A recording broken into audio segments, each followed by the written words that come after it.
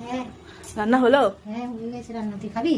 না, একটু পরে খাবো। তুমি খেয়ে নিয়েছো? হ্যাঁ আমি খেয়ে নিয়েছি। কি রান্না করে দেখাও। তুই রান্না করলে দিবি? হুম। দেখ প্রতিদিনের মতো সাদা গরম গরম ভাত, হুম। মাছের মুড়ো দিয়ে বাঁধাকপির তরকারি। গরমকালে বাঁধাকপি কোথায় পেলে? পাওয়া যাচ্ছে বাজারে আজকাল? হ্যাঁ সব বাঁধাকপি ফুলকপি বাজারে সারা বছর সব সবজি পাওয়া যায়। মাছের মুড়ো দিয়ে বাঁধাকপি। হুম।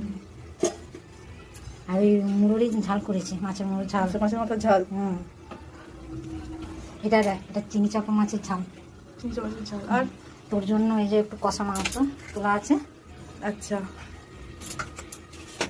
আর এটাই কি আছে?